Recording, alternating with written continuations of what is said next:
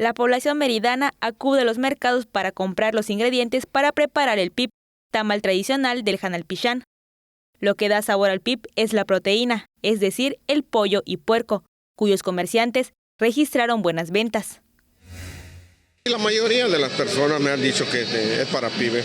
Les digo por lo mismo, por la temporada de la tradición que es día primero, día 2. Toda esta semana que está pasando, están comprando adelantado. Hoy los que no pudieron alcanzar, pues sí están llevando ahorita. Pues es para los tamales y para el pip y el pavo lo ponen para la mesa. Puro relleno negro se están cocinando ahorita. Entre puestos y pasillos de estos mercados se encuentra el kilo de pollo fresco en 55 pesos y el de carne a 100 pesos el kilo.